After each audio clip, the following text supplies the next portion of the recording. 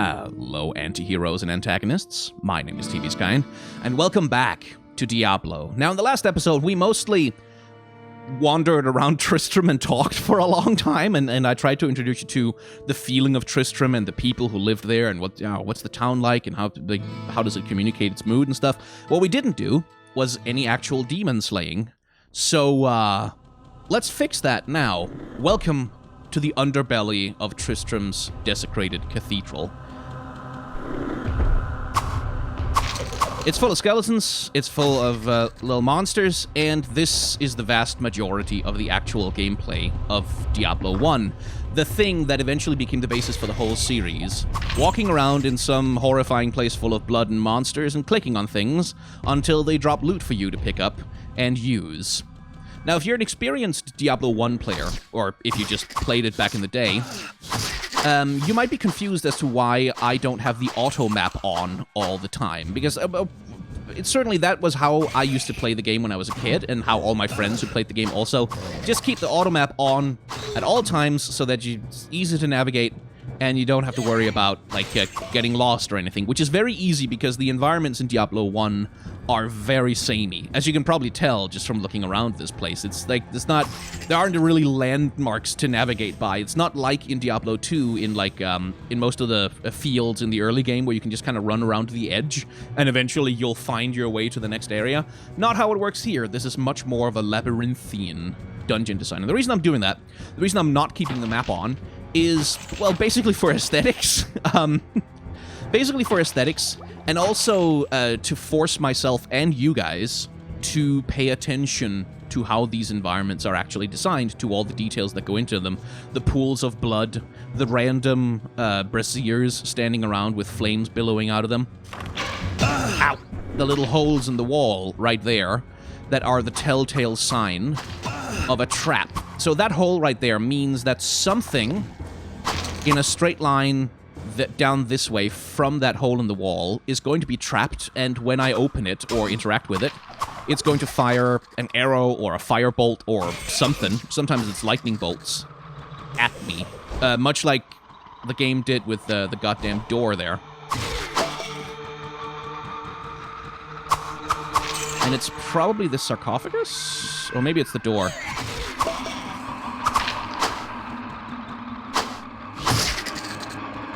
And one thing you may notice, by the way, about the game is that I'm getting hit and I'm losing health to these things. No, it was the sarcophagus, and the skeleton got hit by the trap. I'm getting hit and I'm taking damage, which is why I'm not walking into that room full of skeletons. In Diablo 3, you would just walk into the room full of skeletons and you'd start blasting them with 100 million spells that are at your disposal, at least if you play Sorcerer like I do. Or you just use your spinny barbarian skill move to spin around and kill them all pretty much in one shot. You do not do that in Diablo 1, at least not unless you have an armor class that, like, way overshadows how effective they are at attacking you, because the way that you die in Diablo 1 is either from ranged attacks, and we'll talk about those once we start encountering them, or you die because you are surrounded by enemies, and they absolutely start wrecking your shit, because Diablo 1 has hit stun, and it has quite a lot of hit stun, actually, and if a group of enemies surround you and start just smacking you and hitting you over and over again and causing your character to flinch, you get stun locked, and you die, and there is nothing you can do about it, like, except consume potions and click at enemies and just hope that you manage to kill one of them so that you can get the hell out of there, because there's nothing worse than being surrounded. So a lot of the early strategy, especially in Diablo 1, it revolves around doorways. And that's actually something that kind of persists throughout the entire game. When you encounter big groups of enemies, you want to funnel them to a doorway of some sort where you can control them. And only fight them one at a time, or maybe up to 3 at a time if you're feeling confident about it. And if you don't manage to do that, you die. And I have died many, many times, especially as a younger gamer, not really understanding what I was doing. Ow, goddamn explosive barrels. I have died many times to getting surrounded by enemies that I wasn't aware there was a huge group right around the corner, or I couldn't manage my positioning correctly. And as you'll notice, there's also no running. This is my walking speed, and that's all my walking speed is ever gonna be. It doesn't change throughout the game. Whoop. And I have there are some movement abilities. There's some spells you can get, like teleportation spells, that will allow you to reposition within a fight. And they're basically completely crucial for something like the sorcerer, who just cannot, like, sorcerers can be built to be able to handle close combat, but it's not what you want to do with a sorcerer. You want the sorcerer to stay the hell out of the line of fire, is what you want. And so teleportation spells of various kinds are kind of crucial things to get them out of trouble. The warrior can learn such spells as well. The warrior has a hard cap on his magic stat at, like, I think it's 50, which is enough to learn a bunch of useful spells that have, like worthwhile spell effects, but not enough to be, like, really good at any of them, or to really deal a ton of damage. You can get stat bonuses and stuff from equipment that will allow you to wield more powerful spells and become, like, a relatively capable spellcaster, but you kind of have to build actively towards it. And usually, when you do that, you're giving up stat boosts that would otherwise go towards, like, your health or your strength or your ability to deal damage with your basic attack, or your ability to block with your shield, which are some of the big strengths of the warrior. Because the way the classes are differentiated in Diablo 1 is that, like, if you play a sorcerer, you are literally just worse with a sword than the warrior is. Like, you just are. You don't attack as well. Your movement, your attack animation is slower and more awkward. And the same thing with bows. Like, the warrior can equip bows and he can use them, but he's never going to be as good at using them as the rogue. No matter how you build his stats, he's never going to be as good at it. And I also believe he has a slightly slower cast animation than the sorcerer. Like, there's little things like that where it's a lot more clunky and awkward to try and be a spellcaster if you've picked a warrior, no matter what your stat line says. That kind of forces you to adopt certain playstyles. Like, the warrior is the only one who really works with a sword and shield. That's just the way the game is constructed. And the warrior is the only one who has a massive, like, I think it's a 250 cap on his strength, like, which is absolutely enormous. Oh, I think my armor just got destroyed.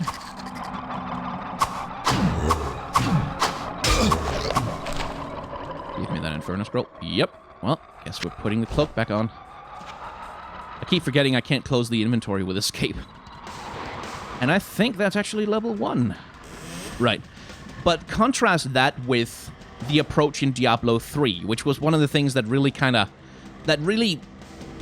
something that I really didn't like about that game is that no matter what class you're playing, and it really doesn't fucking matter, you just pick up whatever weapon. Like, if you're a sorcerer and you find an axe that has better DPS than your special magic spellcasting wand, and it gives you higher magic stats or whatever, you just run around as a sorcerer with a hand axe, and it doesn't matter because you're still casting all your normal spells, and your weapon has absolutely no effect on the things that you're able to do. Which was something I really disliked about that game, is that in that game, the artifice kind of falls away. It's Diablo 3 is a game that recognizes what its core gameplay loop is, right? It's a game that recognizes that this is a clicker looter game, and the thing that matters is, like, all the fancy pretty numbers on the gear that you pick up, and whether or not it makes your damage percent go higher or increases your stats in some way, and whether or not the weapon itself is like a sword or an axe or a staff or a magic wand. That's kind of secondary. That doesn't really matter so much. And that's something that really bothered me, because I spent a lot of time in Diablo 3 running around... Whoa, what can I do for you? Running around with, like, specifically with axes and swords that had better damage stats than the rest of my gear, and it felt really bad, honestly. Okay, he doesn't offer any decent armor. I can get a small shield, but it's only 4 AC, and it's like... not really worth it. Okay. So Griswold will purchase... Hello, my friend. Stay a while and listen. Griswold will purchase your armor and your swords and your weapons and things like that, and he'll take those off your hands, but he won't touch anything magical. He won't buy potions. He won't buy scrolls. He won't buy spellbooks. And he won't buy magic staffs like the one that I'm about to take to Adria. Which makes for a little bit more busy work as well.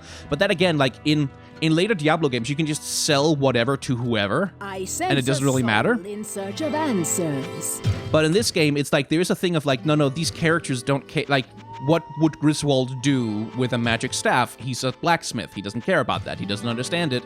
Not his department, basically.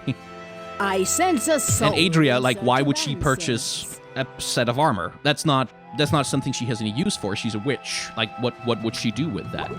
And again, much like the thing with, like, how Diablo 3 treats weapons as this sort of it's just a bundle of stats that you pick up.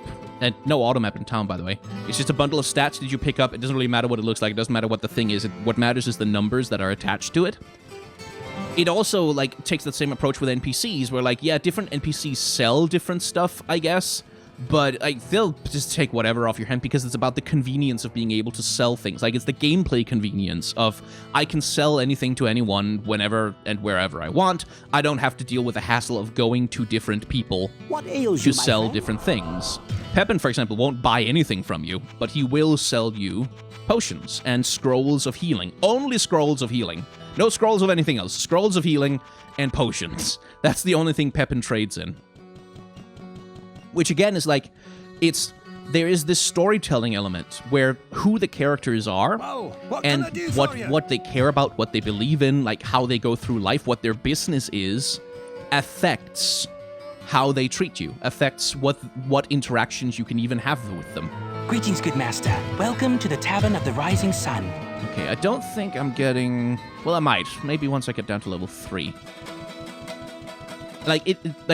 There is a world building and a story loyalty there where gameplay considerations and conveniences and quality of life changes, which, by the way, are quality. Like, it's really annoying when you're just trying to play this game that you have to wander, like, all the way from frickin' Adria all the way over to Griswold just because you want to sell, like, both a magic sword and a spell book. That's really annoying. But it's also, like, it also makes the game feel a little bit more true. Like, it makes the story feel a little bit more, the characters feel a little bit more real, a little bit more like they have lives of their own outside of their function as, you know, vendor trash disposals for you to go and click on. And that's those little ways in which Diablo changed over the years. Where it's like, it became a slightly different kind of game. Anyway, the primary cosmetic differentiation between different levels of of the church is that the floor tiles have a different color. And also, the enemies change color. There's a lot of palette swapping that goes on, which again is a Diablo tradition, of course.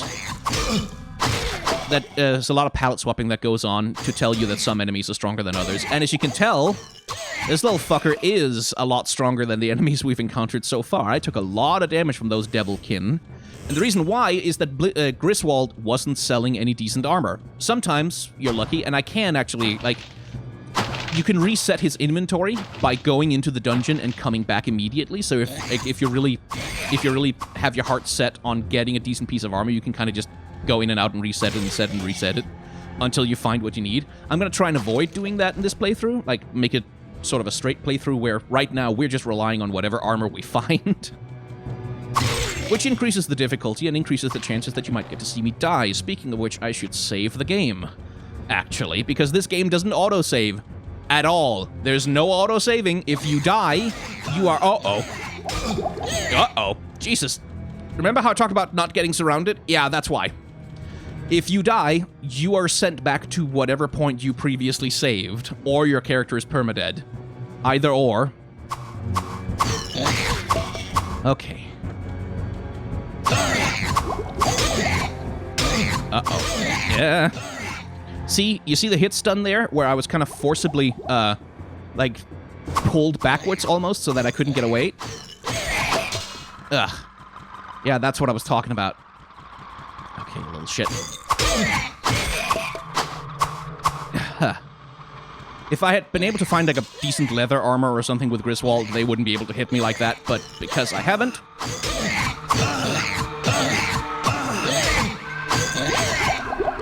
I'm getting hit stunned so much that I can't get into my attack patterns. Whew. Because I only have a 60% chance to hit, you may notice. And that's changed and modified by, like, the armor class of the monsters themselves and, like, how exactly they are put together.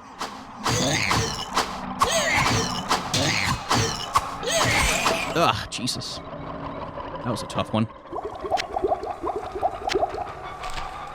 I can't use the blade yet. I need to upgrade my stats for that. Oh, Lord. Yeah. Like I said, Diablo 1 can be a brutal game. Especially if you are unlucky with, like, just the stuff that you find and the stuff that the blacksmith is willing to sell you. Okay. I should be able to handle these guys, because unlike the fallen ones that are actually kind of fast, these guys you can kind of... You can kite them a little easier. And this is where the rogue would have a massive advantage with her bows, because she could just kind of run away and pick them off at a distance.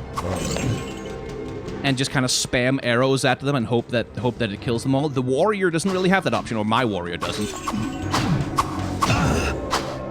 Now, I can also hit stun enemies, by the way. It's not just a one-way thing. I can hit stun them as well. I'm going to increase my dexterity a bit there. So that goes both ways, that if you can get into your, like, rapid attack pattern, and especially with a warrior, if you can pick up some weapons that increase your attack speed, you can stun lock enemies as well, and it's awesome. But you yourself is very much...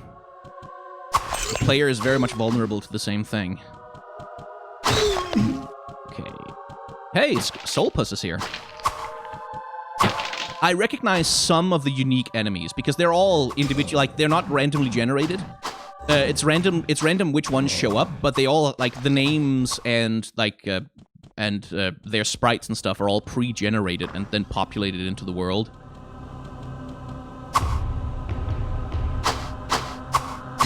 See, this is going to be a much easier group of Devilkin to deal with, because I have a doorway this time. So I can face them one at a time, and every time I kill one, the rest of them will run away, which means I get to pace this the way that I want. Like so. What I shouldn't do is get overconfident and walk through the door, because it's quite likely that I'm going to die if I do.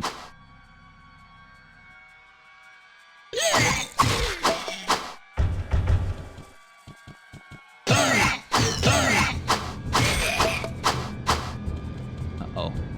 Back out, back out, back out. There we go.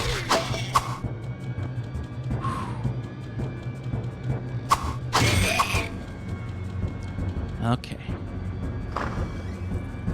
More fallen ones, more Devilkin.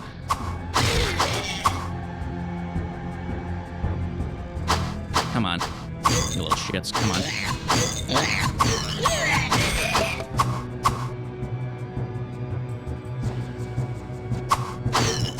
Smack, smack, smack. Come on.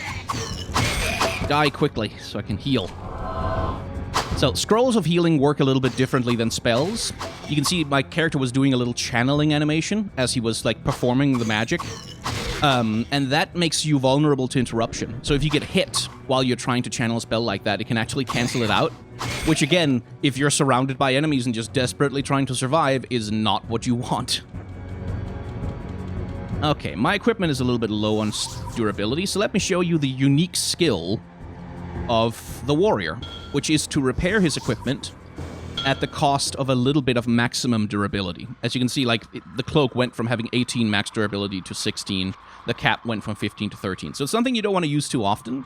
But again, if you're playing this game without manipulating the AI or manipulating Griswold's drop rates and stuff, or rather, the rates of the stuff that he gives you, it might be necessary, at least early on. Later on in the game, that ability becomes functionally useless, but right now it's fairly useful. So, that right there is the poisoned water supply quest.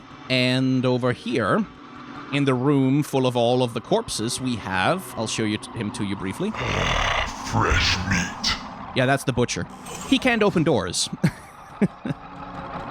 And thank the Lord for that. Because I can't beat him right now. The butcher has a, like, brutal attack speed, and if he gets to you, he'll hit stun you and then you'll die.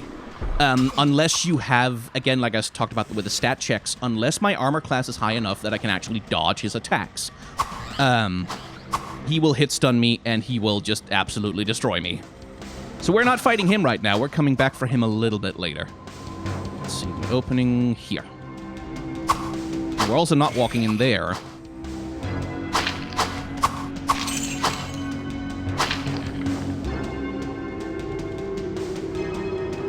Come get me.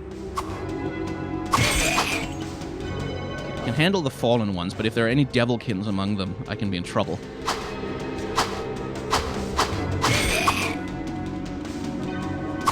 Okay, I think it's just fallen ones now, and those I can handle.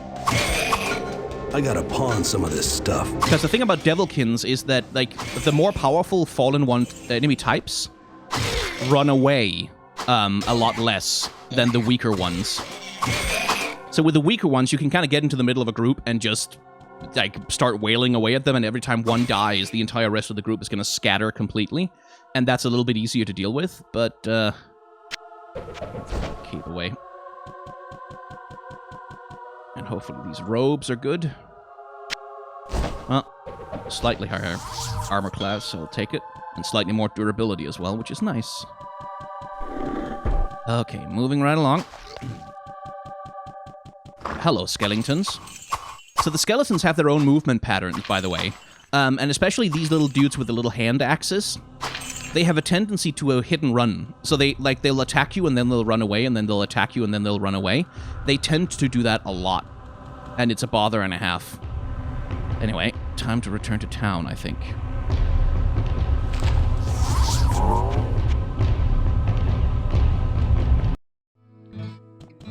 Alright, filled up my inventory one more time. Go back to Griswold to pawn all that stuff. Yeah, pretty much all of it. And hope that he has some better armor for me so I can actually survive. Oh, my friend. Stay a while and listen. Good, good. So, the risk in Diablo 1, by the way, this is another thing that they did away with in later games, is that you can pick up stuff that's cursed rather than enchanted, and you don't know which is which until you actually go and have the thing identified, or use a scroll of identify to get a handle on it. Which is, the trouble is, if you pick up something that's cursed, you can't, that becomes immediately worthless, but it'll have cost you like 100 gold to actually identify it, to know that it is cursed, which is a bother and a half. Which again is something that's a little bit more, in my opinion, roguelike. Like, it is something that is more roguelike, and does conform more. I wanted something better than quilted armor, but okay. Oh, what can I do for you? And sort of conforms more to the roguelike ethos of, like, getting you in trouble. Basically, getting you in trouble, and, like, dumping random disadvantages on you, as well as, like, you pick stuff up, it's not guaranteed that it's good stuff. You're not guaranteed that hit of serotonin of going, ooh, fancy thing that's good and useful. Sometimes it's like, oh man, god damn it. I sense a soul in search of answers. Which is something that Diablo also did away with over time. Like, that ethos of, like, both helping and hindering you, that went away as the series went on. Which again is because the game realized, like, what do players like? Like, what do players enjoy the most? What's the most enjoyable kind of gameplay for them? And picking up cursed, useless items that they couldn't do jack shit with was not fun. Like, no one found that enjoyable whatsoever. But it was part of the game nonetheless. Because that was more part of the ethos of the game. Like, this is a dark, awful fantasy world. Of course, they're cursed items. Ails you, my friend? And you can't know which one is which, especially since you're a dumb warrior who doesn't know what they're doing. I should probably pick up a few extra health potions as well. There. No belt system. No belts that you can put on to get more quick slots. You got the ones you got. And if you want more potions than that, they have to be in your inventory. Right, I've cleared out that area. I've cleared out most of the bits there. So there's only really the bit back here and the room with the butcher and the water quest. And the thing is, I know I can't beat the butcher right now. I just can't. Like, there's absolutely no way. He will just stun lock me and kill me. And I'm not 100% confident that, especially with the weapon I have right now, that I can actually beat the poisoned water supply quest either. because I'm not doing a lot of damage at all. And there's some slightly tougher enemies down there. Like, there's a bunch of... In that quest, you get a bunch of Fallen One types. Like, you get Carvers and Devilkins, which are more powerful than the normal Fallen Ones. And I'm having trouble enough just killing Devilkins right now. And there's also a few extra powerful monsters down there that you have to deal with that I'm not really confident that I can actually kill. Okay, we can... The little light that's moving around over there, that's one of the special monsters. Yeah, there he is. He's a special Devilkin, I believe. Blade Skin the Slasher. I'm just staying... No, he's the special Fallen One. Okay. That's a little bit more manageable. I moved forward accidentally. I forgot to hold shift. So I'm just staying here, patiently letting them come to me.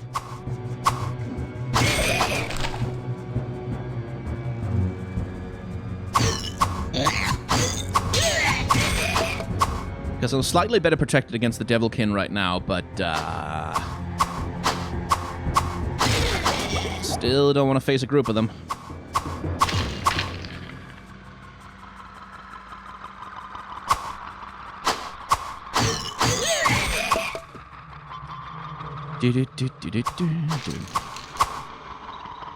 Oh, there's two specials. Oh no, there's a skeleton guy as well. Well, the skeleton is going to be no problem, because I've got a blunt weapon. And as you can tell, they do work really, really well against the undead.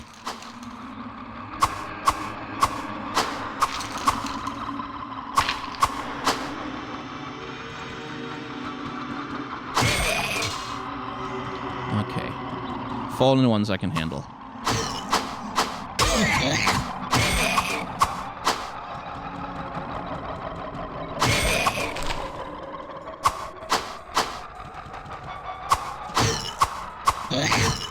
Come on. There we go. A dagger. Oh well, it'll sell for money at least. Now here's the shrines. And again, here's the element of the roguelike once again. Now shrines you'll recognize from Diablo 2. As like, oh, you click on them and they give you a buff for a while, right? Like, but that's not really how they work in Diablo 1. I must tell you, this is a weird shrine. I can't remember what they do. Oh, there it is.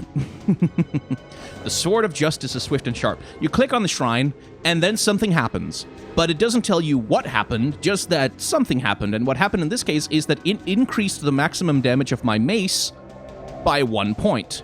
And in return for that, it might have done... It could have taken away some of my health. It could have done absolutely nothing. The shrines have, what seems to be, at least when you begin playing, completely random and utterly unpredictable effects that can be beneficial, harmful. They can move some of your stats around a little bit in your character sheet. They can fill up your inventory with gold. They can turn all of your potions into rejuvenating potions instead of health or mana potions. They can reveal the entire map of the level that you're on to you. They can teleport you in a random direction. All kinds of things can happen, and they do have specific names so that if you're experienced with Diablo and you begin to learn what each shrine does, you can sort of figure out whether or not you want to click on it. But when you begin playing Diablo, it's just like, I guess we'll see what happens. And again, that's that random, capricious, roguelike element where it feels like, with Diablo 2 and 3, it feels increasingly like the world exists for you. Like all these shrines hanging out in the wilderness around the rogues camp, for example, are just like, there's just buff stations that you can go and click on that sort of seem to be placed there to enable your gameplay. The shrines down here and the rooms that they are occupying, they just feel like, no, this is a thing that exists in this dungeon, and you can interact with it if you want, but it was clearly not made for you. Like, it doesn't come with a tutorial or a notice that says, hey, we just changed these bits of your stats around or gained this temporary buff or whatever. You click on it, and you hope to God that it doesn't do something terrible, like teleport you into the middle of a room with enemies that you haven't cleared out yet or something.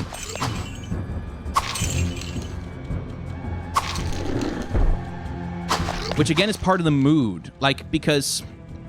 Let's just clear out these guys. So we can have a little bit of peace and quiet. And you. There. Now listen to the music.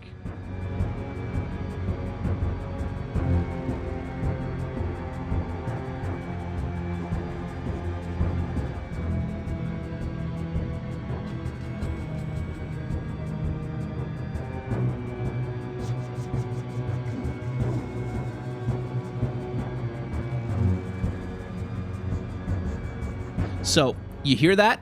You hear that little whine in the background, that...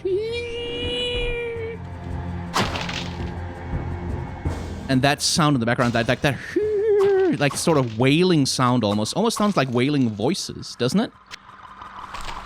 That's the background music for this area. And it's not even really music, like it's not, you can't really, it's, a lot of it is not something you can whistle, like the stuff that's happening right now. It's more like ambient noise. It's more like ambient noise. Some of it sounds like screams. Some of it sounds like moaning people, or maybe zombies, maybe some kind of death rattle. It sounds like sinister sounds echoing. God, so many fucking staffs. Echoing from far away. It sounds sinister and unpleasant.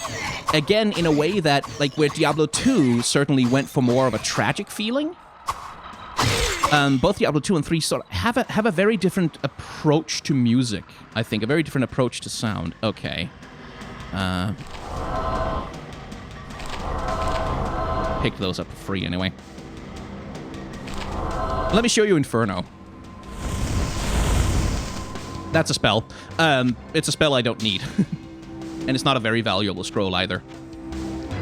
Another quality of life thing this game doesn't have, you can't, like, hold down Alt in order to see what kind of items are on the floor. That was something, actually, Sierra produced an official expansion pack for Diablo. Not created by Blizzard, it was like a side story. It has an extra character in it called the Monk, who gets the search ability, which allows him to highlight all of the stuff that's lying on the floor so you can actually see what's hanging around in the dungeon. And that was a quality of life change that Blizzard took to heart. And kept with them. Okay, actually, that sword... Oh yes, 5 to 11. That's actually better than the one I've already got. Than the mace I have. Lovely. Whoa, what can I do for you? The Dagger of Might we can get rid of. Now, leather armor, but only armor class 10, so that's not really useful. But small shield, yes. But first, I need to move some items around. Whoa, what can I do for you?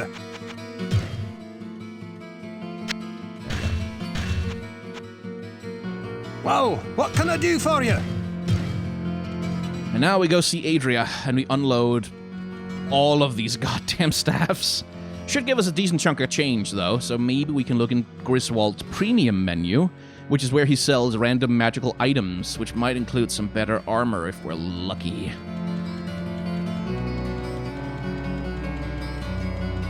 I sense A soul in search of answers! Don't need mana potions.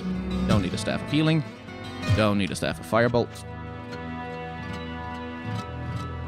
Actually, it's kind of tempting to keep the staff of healing around, but it's going to take up too much space in my inventory.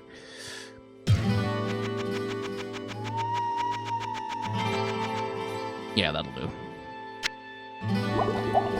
1,800 gold pieces. Yeah, I should be able to buy something from Griswold for that. Please have a really good weapon, like a warhammer or something. I want that. But yeah, again, the thing about numbers... Plus 23% damage to this Jagged Sword of Quality. It adds 2 points to damage, and that's actually a significant buff for me to have 2 points of extra damage. That actually matters. That actually that actually helps me out quite a lot. What can I do for you? Let's see. Sword of Quality, no. A lot of quality items, huh.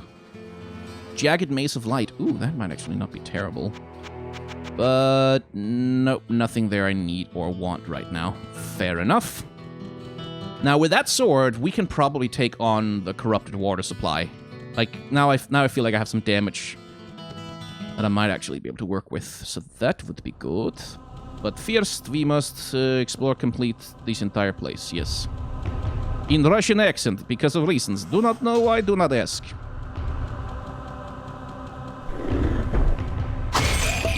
Yeah.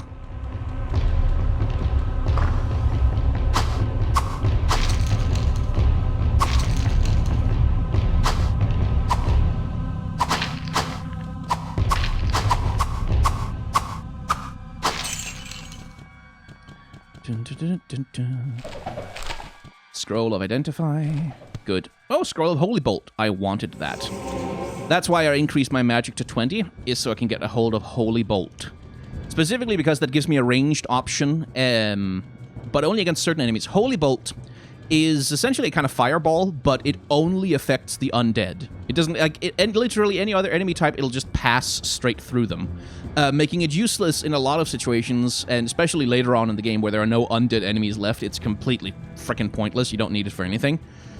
But here in the early game, it can actually make quite a bit of difference in some circumstances, because especially once we encounter skeleton archers, having the ability to take them down at a distance can actually be useful.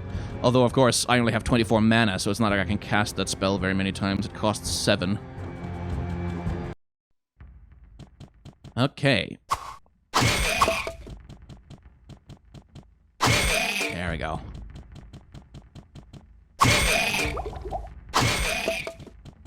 So remember the tile set we're walking around in right now, like the way that this area looks? It'll come up later. So will its music. And the annoying feature of the walls completely blocking your view.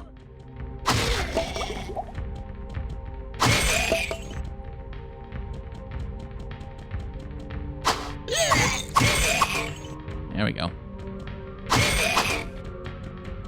Okay. Good. Down you go. Okay, just gonna clear out up here. The thing we have to do down here is we have to kill all of the monsters. Every single one. So long as one of them is left, and that's why these little fuckers are so annoying down here. Oh, here comes the goat man. See, that guy, ow, is the reason why I was hesitant to go down here before. Because there's 3 of them. 3 or 4 of them down here, and they can stun lock you pretty badly if you don't have enough armor class, and if you don't have enough damage, it can take a million years to kill them. Speaking of which, I should put some more points in dexterity.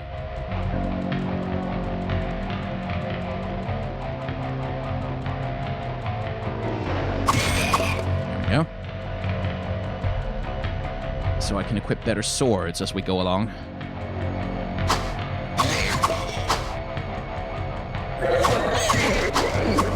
Good. Yeah, there he is. He's hiding down there. You can miss him pretty easily.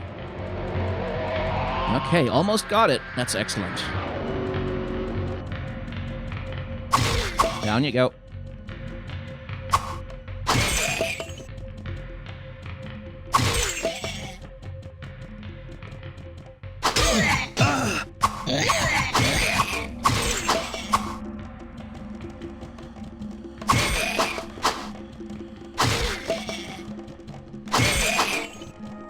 Here come the ranged attackers. That's our first archer.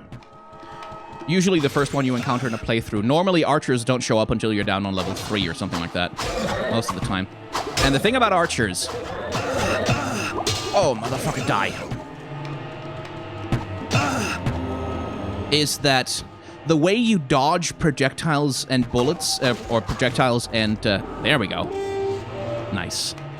The way you dodge projectiles in this game is a little bit weird, because a lot of projectiles, it's like, your armor class doesn't really matter. It doesn't really matter, like, how strong your armor is if you get hit physically by the projectile. Like, if the projectile... I forgot to buy a Scroll of Town Portal, didn't I? Yes, I did. Ah!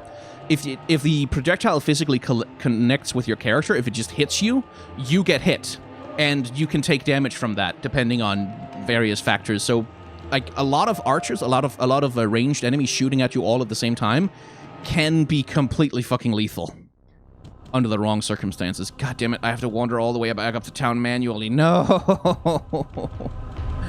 No, why did I forget to buy a town portal?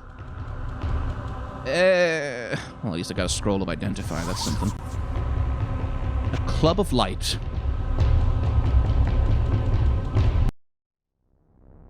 increase to light radius. That actually matters in this game too, by the way. Like, having a few items that increase your light radius substantially actually make a substantial difference to... Because, again, you can't highlight items on the floor, so having a bigger light radius can actually be kind of helpful in that regard. It's not worth sacrificing actual stat buffs for, but it can be helpful. But there are also certain items, especially unique items, that will decrease your light radius if you use them, and that can actually be a big problem because all of a sudden it becomes really fucking hard to see. Anyway, managed the poisoned water supply quest. Let's see if what they say about it has changed. How may I serve you? It's completely gone, it turns out, because the quest is complete. Hello, Pepin. Give me my reward. What's that you say? The mere presence of the demons has caused the water to become tainted? Oh, truly a great evil lurks beneath our town. But your perseverance and courage gives us hope. Please, take this ring. Perhaps it will aid you in the destruction of such vile creatures. I'm sure it will. The Ring of Truth. It is unidentified. I don't know what it does. Which is another one of the little quirks, is like, even when a character like gives you a special magical item that they know exactly what it is, you still have to take it over to Kane or use a scroll of identify in order to find out what it actually does. And what it does, this is a unique item, which means it gets its own little stat box over there on left. Plus 10 hit points, minus 1 damage from enemies, that actually matters. Resist all, plus 10%, which is actually quite powerful, especially later in the game, because it gives me magic resistance, which can be hard to come by otherwise. Let's see. Anything good or new here? Well, not really, and I don't want to spend 1,500 on 40% light radius, frankly. We do have that axe, though. No, it would have to be a large axe to be worth it. Right. First, some potions from Pepin, since I need to have those filled. And then... What ails you, my friend? 2 scrolls of Town Portal, just for insurance. But again, because your inventory space is really limited, you don't want to run around with half your inventory full of scrolls of Identify and scrolls of Town Portal, because, you know, you want to be able to pick up stuff, you know. I sense a soul in search of answers. Although inventory management is going to get a little bit easier from here on out, because from now on, now that I've got some decent gold, I finally got something that resembles real equipment. I don't need to pick up trash anymore just to sell it back in town. Which means from now on, I'm only going to be picking up magic items. Like, those are the only ones I care about.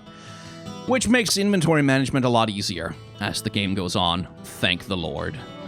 Anyway, this is probably a decent place to cut this particular episode. We've been through the first 2 levels, we have completed our first quest, and now the question remains, do I feel brave enough to take on the Butcher in the next episode? And spoiler alert, no I don't. I don't want to take on the Butcher in the next episode. The Butcher is terrifying and he's probably going to kill me, so I'm going to wait until I have some slightly better equipment for that one. But if you've enjoyed hanging out in the world of Diablo with me as much as you can enjoy hanging out in this awful, awful place, like, comment, subscribe down below. Buttons, click, algorithm, go up, good, yes, please. Thank you very much. I also have a Patreon, a merchandise store, and a tip jar, and memberships are available on this channel. If you want to put special emojis in the comments, then that's available there for that. Outside of that, remember to wear a mask, remember to wash your hands, and try to act in solidarity with those people who are going to be trying really hard these days to make the world ever so slightly a better place.